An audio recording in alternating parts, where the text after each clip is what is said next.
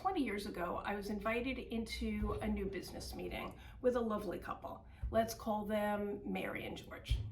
And Mary and George lived in a small town.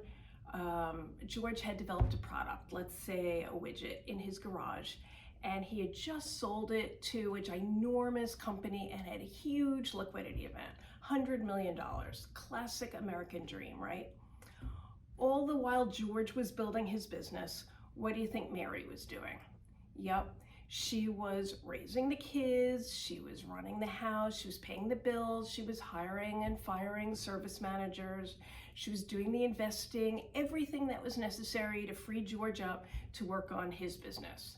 So Mary and George from small town USA were ushered into this beautiful, ornate, wood-paneled conference room at my former firm here in New York City, right at Rockefeller Center, for the pitch meeting. And I'm sure those of you who work for wealth management companies, you do something very similar. You usher them into your beautiful conference room, you go through your pitch book, you invite one person from every department to make a pitch about, if only you were a client of ours, here's what we could do for you.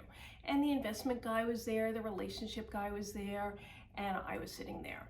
And I'm sitting there watching as the investment guy was telling George all about the firm's investment performance.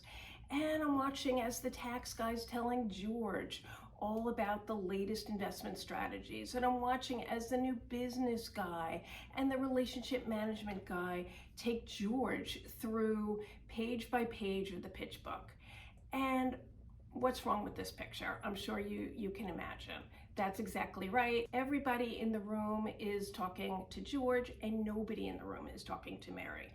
And I sat there watching Mary sitting in the room, nobody's paying any attention to her. And she's looking around, counting ceiling tiles, completely unengaged, nobody's talking to her. And I was the only other woman in the room, and I leaned across the table to her when my time came to talk, and I asked her only one question. I said, Mary, tell me, what keeps you up at night? Because I knew that she had been the one doing the investing, paying the bills, managing the service providers. But what she said to me surprised me and changed my whole viewpoint on how to approach clients and prospects.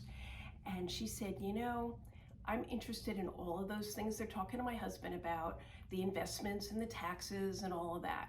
But that's not what keeps me up at night, she said. What really keeps me up at night is my children. I have 2 teenage sons, and we live in a small town, and everybody knows that we just had this huge liquidity event. We just hit it big. And my 2 teenage sons, guess what? They are suddenly the most popular kids in school. And I'm new to this wealth too, and I could use some help on how to help educate them on how to handle this newfound popularity. And I'm scared to death that they're gonna lose the incentive to make something of themselves one day, separate from the family money. And I kept asking her more and more questions and engaging her. And you know what happened in the car ride on the way home. Mary told George that we were the right firm for them because I showed that we cared about them as people, not just the almighty assets under management, and we won their business. So that's the secret sauce. And that's what I want to talk to you about today. That's the secret to what clients really care most about, is how to raise their families in an atmosphere of wealth and still have them grow up to be productive members of society and not the proverbial trust fund babies. So today we're going to talk about some specific techniques, some concepts you can take right back to your desks and make a difference right away on how you attract and serve your clients. Some people call these the soft issues, but I think they're really hard. So I call these a hard look at the soft issues.